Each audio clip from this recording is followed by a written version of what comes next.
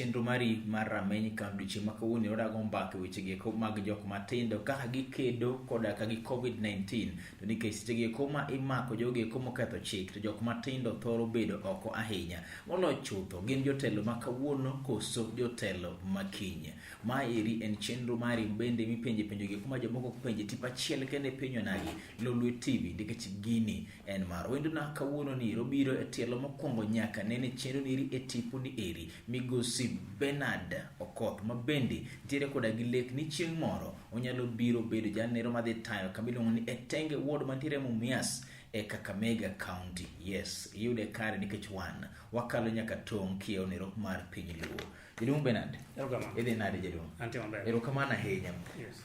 Gik mokwongo king'iyo wechegi eki mag COVID-19 gi sani eri, bende wan kaka jomatindo ukedo kode yo makare bang' kisemoso joneno mar Lolwe TV? Erokamano Aaron. Ka kuongo dok erokamano mathoth. To penjo mipenjo en penjo mabende winjore, penjo malong'o. Tuo mar corona masani koro chando piny mangima. Wan kaka jomatindo, wan at high risk mar yude.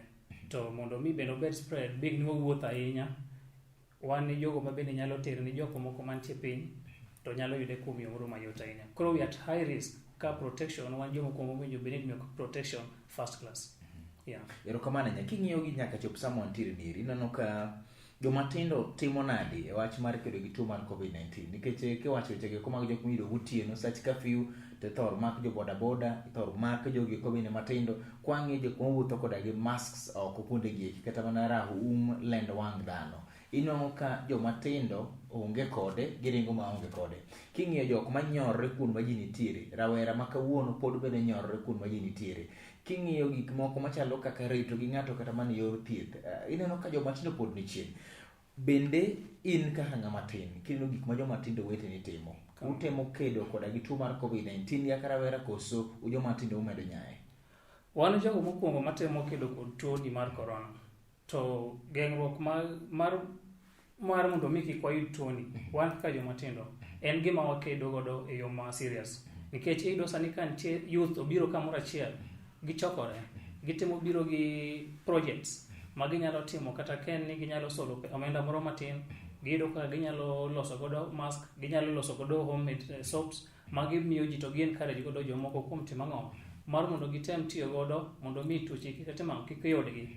Anyalo chiwo good example, kaka kama wuoke Kakamega County, youths no ji mobilize ma gi solo pes gi moro matin, to giriwo jotelo man gi ambitions ma dwaro biro 2022 to vie for the various seats.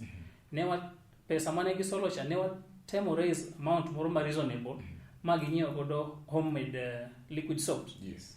To kalure gi mano, youth wegi mano ka okang' mar dhi timo ang'o mar dhi pogo ji e gweng'. Ma koro gino chiw all the 13 markets within my ward, a constituency mawuoke Kakamega. Ma koro nyalo wacho ni youth are on the front of fighting this COVID-19. Mano en gima nuting'o kaka jomatindo koso ng'ate manoparo mondo mi utim? Ne watime kaka jomatindo. In fact, through WhatsApp group, yes. Ne waloso WhatsApp group moro to youth, all the youth mawuoke within that ward, man gi that heart of giving, no biro kamoro achiel. Yes. Mane wasolo omenda to wadhi watimo ang'o? Watimo godo project ni. Pod utime nyaka sani koso en gima utimo ni chetu weya? Gini pod itimore, bing'en sani yuto bende tin. Koro en gima watimo in bits, but we are really praying hard ni ka ne bed ni wan gi nyalo, dikoro watimo ang'e loka kaka mane watimo. Ok ang'eyo ni Kakamega County, rowere ma Kakamega County pogore gi mamoko koso, to nikech yena mondo apenji maeri adieri maduk. King'iyo gik ma rowere ma ok kaeri timo, kata kuond mane wuothe kane biro e studio mar Lolwe TV kaeri, ineno ka giluoro chike moketi koso gichayo chike moketi? Giluoro chike, tanyalo wacho ni sani rowere matindo oluoro chik kapogore gi moro mar elections cha. Yes. Nikech sani curfew moland ni en ngima dhano. Iwinjo? It's all about your own life. Ok en political ma ng'ato wacho ma koro it's now aside. Yes. Wadwa ng'anyo, wadwa wuok oko, wadwa pingo gimoro amora. Sani curfew chande, I like whatever is happening. Yes. Youth kochopo by 6:30, majority are in the houses. Yes. They are not working. Nikech ng'in ma is all about their life. Yes. Koro directives monochiw government kande, they make sure they are putting it in place. Iwinjo? Yes. To ka en mask, majority be sani kiwuotho, ido ka rawera ngi mask. Amevalia mask. onge ngama weyo mask chien. Yes. Social distance, they're also maintaining social distance. Because should you walk around, you find them walking 1 meter away. Yes. To kata chokruok moro manidu chon ne ginyalo chokre ka gintiere e gweng' ka giwuotho e kibanda e vijiji. They are not doing that. They are maintaining that social distance, and some of them are even surprising me that giwuotho gi hand sanitizers. They are doing it all the time. Mano nyiso ni youths are trying to protect themselves. I defend youths nikech in ng'ama tin, koso defend youths nikech mano e gima gitimo. Iwacho gima japiny no winji, koso iwacho gima japiny onego winji. Moka wachi kecha donje piny winja. Yes. Awache kadhano.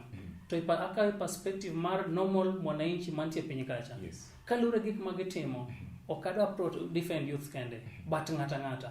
To encha ber nani ok en youth kende matimo ma. Nyaka jogo jomadongo, our parents are doing that.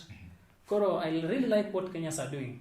They are really trying to make sure they consider all these preventive measures. Gik mitemo wacho gik mano manyiso ne youth mawinjo wach. Yes. Ok youth mokwinja ko Osegabediko. Osegabediko wacho ni joma tindo gin jogi eko mok nyal bedo jotelo.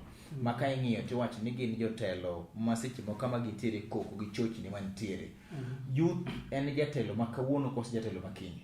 Hold that thought. Bang' yire machok kende live e chenro mari mar Rameny County tipo mari migeno gi Lala Lulu TV nikech kairi emo penje penjo motamo jomoko penjo biro ni kachiel nikech gini en marwa. Rawere geko kata mana joge ko matemo dombo golong ni youth gin jotelo ma kawuono ni rikoso gin jotelo geko makiny. Bernard Okoth wache kako ng'e kako nego beno nyise ni Haron ok en adieri ni jok ma youth ketho chik geluwo chik kende kaka Mega County gisichoko nyaka pesa mondo mi gichiw sabun no ero molos kinyapacho. Jaduong' Bernard. Yes. Youths un jotelo ma kawuono koso un jotelo makiny? Youth gi anawon kaka ang'eyo. Youth gin jotelo musiko. To emna niya wasebedo kwa bedo neglected for so long. But for now, we are out at youth fighting for what we call youth leadership. Youth leadership will change the face of this Kenya. What I believe, Nisa Nijoma youth, they're not prone to mistakes. Yena penye nire an moskum ngadi. Yena penye nire gidombogo. Kese modu winjire godo maber. Yes. Kiwachi ni gin jotelo musiko, mani lose duration. An aloso a time. Time gi duration dwa chal lakini tire pogruok matin manigatiere. Youth gin jotelo makawuono koso jotelo makiny. Kako sebedi akiwacho. Youth kaka ng'eyo gin jotelo makawuono nikech bang'e kanyo ok wasebedo kodgi. To gi sani waneno age mantiere rowere. Gin jogo madwaro mondo mi obedane kore telo, mondo mi gilokane face ma joma ngima. If ng'eni a youth en ng'ama paro the parents now. Te ng'ama paro ng'ano ng'ama nitie tin ne to ng'ama duong' ne. Koro depending with the problems magise go undergo all the time. En ng'ama wacho ni yawa an asebedo kachandora. To then I would support. I could have been somewhere. But no, these are youth. Ma is looking things at that perspective. There's somebody behind me ma is suffering the same way he suffered. Should I get a space or a chance somewhere or within the government, I'll transform the lives of majority. To they transform your madongo, to they transform your matindo. Manongama is very ambitious. Achigni apenjo director mara chigni ngisani dondai kadi mondo metiek tielo mokwongo mar chenro ni yere. Kata kamano jaduong' ka wang'iyo gige kuma seche moko timore. Iwacho ni un joma tindo, un joma jonjore, samina dhi neg ng'ato, un ubedo hired mondo mi dhi neg ng'ato, samina no keth gimoro, un mi kaw mondo dhi keth gimoro. Ja siasa ka dware mondo mi okal mapiyo, to un muyawo yo. To kendo achiel rawera kendo wacho ni en ng'atni ruma inyalo ket geno kuome kata bedo trusted. Yes. Pogruok ni kara kanje duong'. Iwacho gima ber. Yes. Trust me wacho nitie kuom ng'ama youth no. Kaka gibedo trusted sama itiyo kodgi dhi timo timbe manjori. Ye kaka they should also be trusted mondo mi gitelo. Nikech ang'en ma ng'ama mondo dhi tim njore telo. Okachi ni dhi tim njore. Yes. We talk about the point trust. Yes. Iwacho ni gin joma ngi people trust them. Alosi tiyo kodgi. Alosi trust ni tiyo kodgi mondo mi dhi ket njore. But koro akawo point mar trust cha. Yes. I'm trying to explain it. Ka relate kod now the situation the current. Iparo ni tiyo kodgi nikech gibedo trusted. Mano kaka ni wache, takele niya, youth gin joma should be trusted with leadership and with morale. They are people ma wacho reality. Nikech kaka sani anawun anyalo wacho. It's not official time for campaign. But as I'm out, I'm aspiring MCA come 2022. And I'm really pleading for all Kenyans. Jogo mawinja sani live. Mar mondo kochopo kindego to gimi yudhe telo. Sami yudhe mang'eny manyo telo. Might is true, they should be given that. Bernard penje na pokiduoko. Apenji ni